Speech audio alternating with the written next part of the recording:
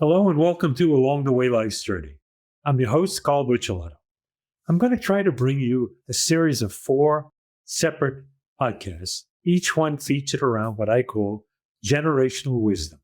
And we will be highlighting the 4 generations that are alive today in the United States, beginning with the silent generation and moving on to baby boomers and Gen X, and you know what we're talking about here. This is a program that will be discussing the various things that make each of the generations uniquely different, and yet how they learn from one another, how they can benefit from one another, and share the wisdom of being alive here in the United States and what has come before us. And hopefully this will be a program where you will participate. Let me hear your comments. Give me a thumbs up. Write in what you like and don't like about this program.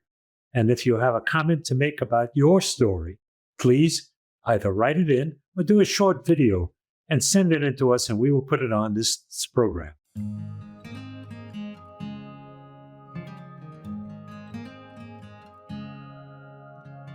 Let's be honest. We live in a world of comfort that would be unimaginable to almost every generation before us. A world of instant everything. A world where a bad Wi-Fi signal can feel like a real crisis. And yet, don't we often feel more fragile than ever? But what if I told you there was a generation born into a world of economic collapse and global war who didn't just survive, they became unbreakable. They're called the silent generation, but their legacy of resilience speaks volumes. This is the story of the core principles that made them who they were and what their quiet strength can teach us today. Now look, every generation has its winners and its losers. Not all the silent generation succeeded. Many fell into the ills of the era. Alcoholism as a result of prohibition and lawlessness, leading to crimes. But many did prevail. If you want to understand their strength, you have to understand the world they were born into. The silent generation, born roughly between 1928 and 1945, opened their eyes to a world in crisis. Their first memories weren't of prosperity, but of scarcity. They were the children of the Great Depression. Imagine a childhood where economic disaster was the air you breathed. Many of their parents who had tasted the optimism of the Roaring '20s were now facing devastating hardships, just struggling to put food on the table. In cities, families without gardens had to rely on soup kitchens and desperate new recipes like mock apple pie, which famously used crackers instead of apples. New clothes were a fantasy. Everything was a patchwork of hand-me-downs, and when your shoes wore out, you repaired them with cardboard, known as Hoover leather. For millions, the idea of home was fragile. Makeshift shanty towns nicknamed Hoovervilles sprang up across the country, built from scrap wood and tin. Even those lucky enough to have a real roof over their head feared constant fear of eviction. And just as the economic storm raged on, another was gathering. They were just kids during World War II, a conflict that took their fathers and older brothers to far-off lands, many of whom would never come home again. They saw the terrifying power of new weapons and watched their country become a global superpower, all before they were old enough to vote. For them, this wasn't a history lesson. It was just a life. It was the crucible that would forge a set of values so strong, they almost seem superhuman to us now. So how did they do it? How did they not only get through this era of turmoil, but come out of it with a quiet, unshakable resolve? It wasn't an accident. It was built on 4 core principles that became second nature to them. First, there's a radical resourcefulness. In a world of constant scarcity, waste wasn't a bad habit. It was a threat to your very survival. This generation learned the value of $1 because they saw just how hard it was to earn $1. They became masters of thrift. Nothing was thrown away if it could be fixed, repurposed, or used again. It was a mindset of stretching the life out of everything you owned, of truly getting your money's worth. This wasn't about being cheap. It was a practical philosophy born from pure necessity. They didn't have credit cards to bail them out. If you couldn't afford something, you waited and you saved, or you just went without it. This financial discipline became a lifelong instinct to live within your means and prepare for a future that could turn and would turn on a dime. The second principle was the unyielding perseverance. The silent generation was shaped by a time when there were no shortcuts. Their work ethic wasn't about finding your passion, it was about responsibility and diligence. For many, work began in childhood, taking any odd job to help the family. This created a profound sense of obligation and a belief in seeing a job through to the end, no matter what. This grit wasn't about ambition as we see it today. It was about the simple, tough-minded will to just keep going.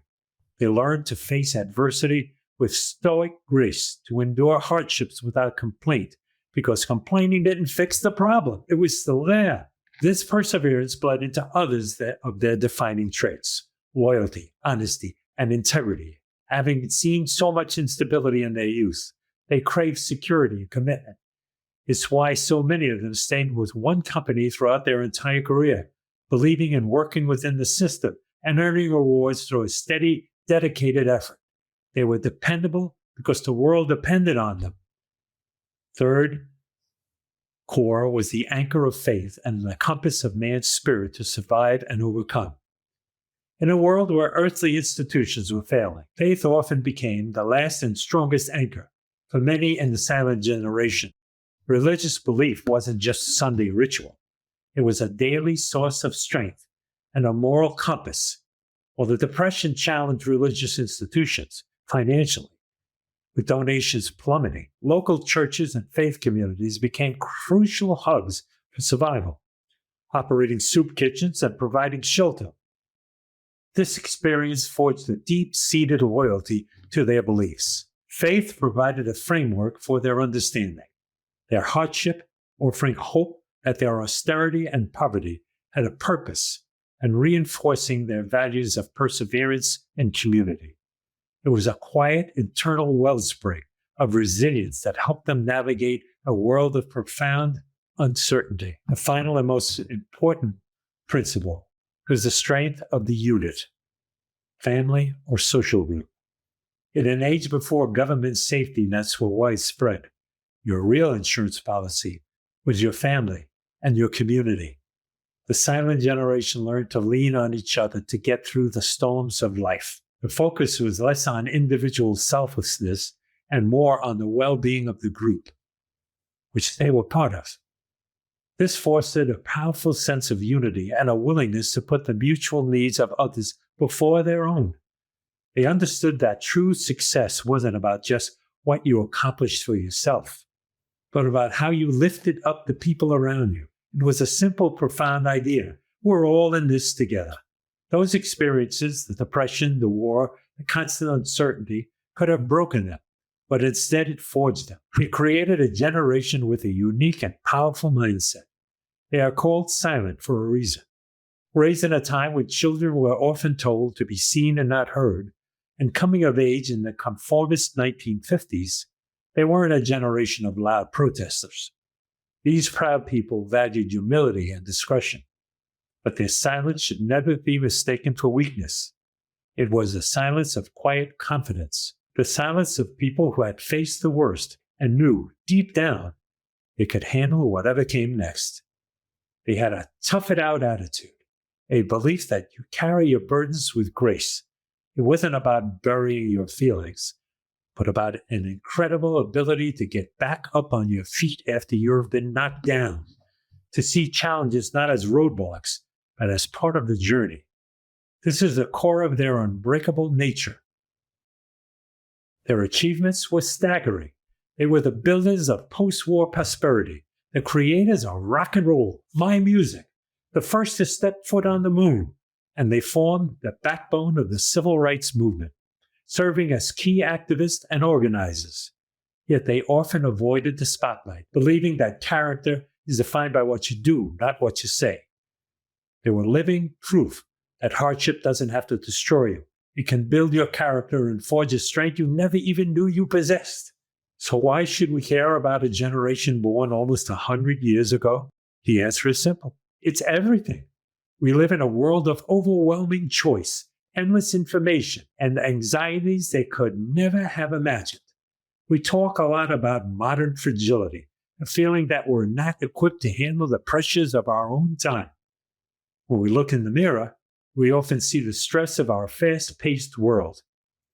But when we look to the silent generation, we see a reflection of enduring strength, resilience, and strength. Their lives ask us a tough question. What does it say about us? That a generation who had so little possessed a mental fortitude that seems so out of reach to us today, who have so much. Their legacy isn't a criticism of our struggle. It's a timeless blueprint. Their radical resourcefulness can teach us about sustainability in a world of endless consumption. Their unyielding perseverance reminds us of the power of the commitment in an age of constant distraction. Their focus on community benefit is an antidote to the isolation so many of us feel today. Their lives show us that resilience isn't the absence of problems, but the unwavering belief in our ability to overcome them, and that with God's help we can.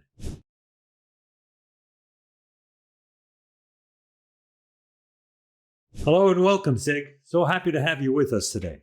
Oh, it's my pleasure, Carl. So as you know, we've been doing this show on generational wisdom, and we've just recorded information about the silent generation, which you and I share. That period of time when people were born between 1928 and 1945, and we're in that category. So what would you like to tell us about how that time, that era, shaped your life and the cultural things that were going on? What made you you? Well, it was a wonderful time in America. I tend to think that you and I grew up at probably one of the best generations. It was a very peaceful time right after World War II. And we benefited from the aftermath of the war, which was a terrible worldwide conflict that our parents all experienced. Right. We were just children at the time. And from 1945 probably until till now, there have been no world wars, and there have been no conflicts. And when we grew up, I grew up in New York, there were no guns. And so although there were kids who were always fighting with each other, we learned to live harmoniously with our neighbors. My parents were Depression era people, so they taught me to just work hard and save and give back and be concerned about people in the community. And those were the values I had, was to be nice to each other, be kind, and don't fight, and work hard and study hard and do your best and be your best whenever you can.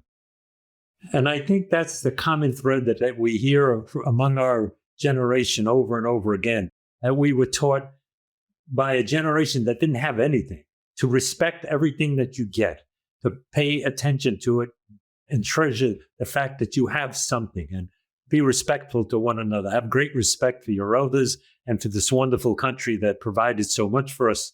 I mean, like you and I have both come from a position, not necessarily poverty, but we really didn't have anything when we were kids. We never had much of anything. And to come into a country that allowed us such growth and such opportunity, it's remarkable, really remarkable. And as you mentioned, just be grateful for what we have and be happy with what we have, because we have an enormously opportune situation for ourselves, where we have a lot of wonderful things in our lives and Absolutely. Surrounded by a lot of wonderful things. Absolutely. So, we're shooting this a couple of days after the celebration of peace in the Middle East for the first time in 40 some odd years. And everyone is very grateful for that. But we also recognize that there's been some turmoil in our younger generations, and especially in America. Every generation tries to stretch its roots a little bit and do it a little bit differently than their parents did. But there seems to be a lot of turmoil and contradictions back and forth. And we believe, I know you believe as I do, the best is yet ahead of us for this country. And if we have a generation of people who will understand and are willing to work together, there's no limits to what we can do. So if you had an opportunity to speak to the younger people, now put your sage hat on. I know you're a sage. You're one of these people who speaks wisdom. Obi-Wan Kenobi. Okay. So what are you going to tell these people? Well, there are a few things that I think should be guiding all of our lives. And I try to instill this in my children and my grandchildren. And I'd say, first of all, be kind to one another and treat people well and assume the best in other people and understand where other people are coming from. And try to put yourself in their shoes and just listen and be kind and be understanding of other views. And secondly, I'd say just be grateful. We have so much and have been given so much, and you don't have to read much of the morning news to realize how fortunate we are here Amen. in America. Amen. We've been, our forefathers, our grandparents, even though my grandparents were immigrants, we owe not only a debt to them for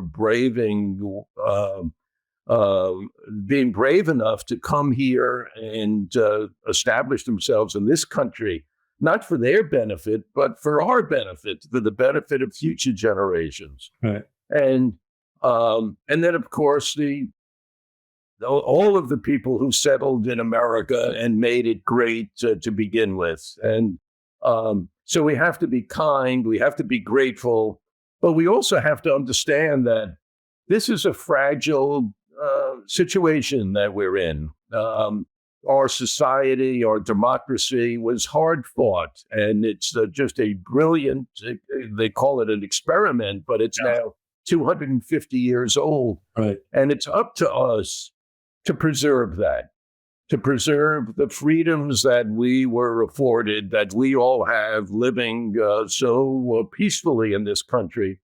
It's our job, it's our children's and our grandchildren's job to make sure it's there for their future generations. Right. Freedom of speech, freedom of religion, Right.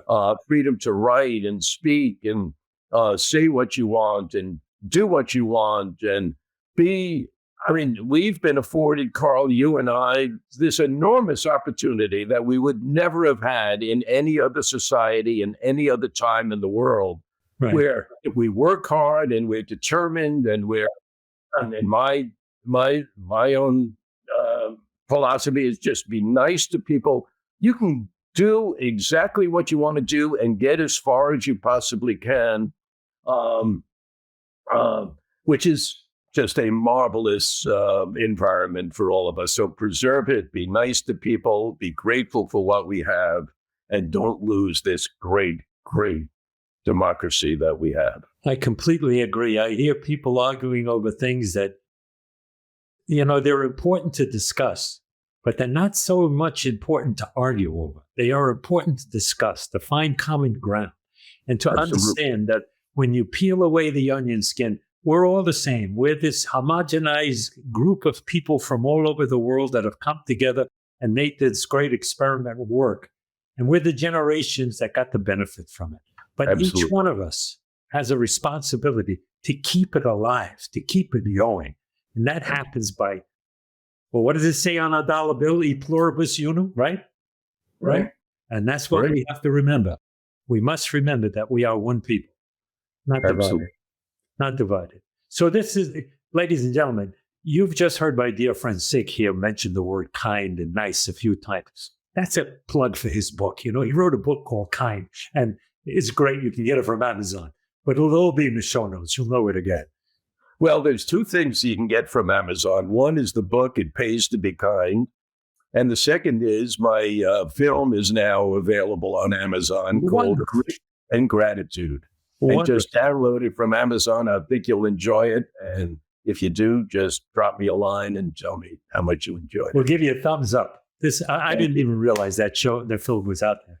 So we've been talking about this generation, and the impacts it had on culture and so forth. Now I want to shift a little bit and chat a little bit, even though we've gotten into it pretty much already. We're about to celebrate the 250th anniversary of this grand experiment that we're talking about, the kind of which that's certainly made history. There hasn't been any culture in history to compare with it in terms of its growth, its benefit for mankind, its opportunities, its future reach. And we're about to celebrate that. How are you going to celebrate it, Sig? What do you want to talk about in terms of this great country? Well, the 250th anniversary is quite a milestone. Many countries have incorporated the founding principles of our own democracy, and some have made it work, and many have not made it work, have just evolved into either dictatorships or autocracies, and it couldn't work. And it takes, as we now know, it's not just the written documents of our Declaration of Independence and our Constitution. It's just a combined effort and willingness to work together and be responsible to each other and for each other and be respectful of each other. And it's the common sense sense that we all have, that we have to work together and live harmoniously together and respect each other's rights to, as we said, speech and freedom of expression and freedom of religion and freedom of assembly and all of those wonderful things that we take for granted. But we now know in this world, you can't take those for granted. You have to work hard at preserving it and fight every way you can to make sure it's not unraveled. Right. And by fight, we often have to recognize that some people think fight means picking up guns. And we're not talking about that, folks. We're talking about standing true for what you believe, what you know to be truth in this country. Stand, don't give in to appeasement. Speak the truth as you know it to be, but be respectful for the other guy's truth, because sometimes it's not the same as yours. Sometimes there's a variance to it. Sig and I have been very good friends for 40 years, and there are things we agree on and things that we don't agree on. Yet he's as dear to me as my own brother, because we have this open dialogue between us that somehow makes both of us bigger and better. Don't you agree? We are both improved by each other. Absolutely. Absolutely. I love it. I do too. And I love this man, and I say it publicly. I love this man. Right, so, thank you very much. Thank you, Carl. Ladies and gentlemen, thank you for joining at this point. We're going to go back to our show, and we want Sig to have one last moment to tell you anything he wants, and you're on. Okay. I want you to be kind to each other, be grateful for what you have, and just make life meaningful and do as much as you can for others as long as you can to make this world a better place. I agree. Remember, folks, somebody said it once a long time ago, but it's true. We stand together or we fall alone. We must stand together. Look, the point of this isn't to romanticize hardship. No one wishes the struggles of the Depression or World War on anyone. But their story is a powerful reminder of what the human spirit is capable of. It proves that character isn't something you're given. It's something you forge.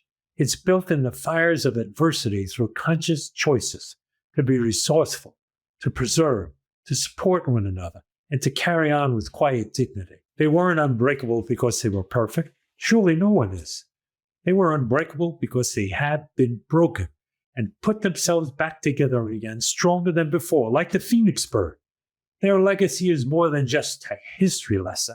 It's an invitation to look at our own challenges, not as insurmountable walls, but as the very things that could forge our own character. They showed us what it takes to build an unbreakable life. The real question is, are we willing to learn? The members of the silent generation are a living link to a pivotal time in history. But there are fewer of them every year. The sands of the hourglass are running out. With only 20% remain, we are at the 20-minute mark to midnight. If you are a member of the silent generation, I urge you to tell your story. If you care to submit a video of your comments or be a guest on this podcast, please let us know. Time waits for no man.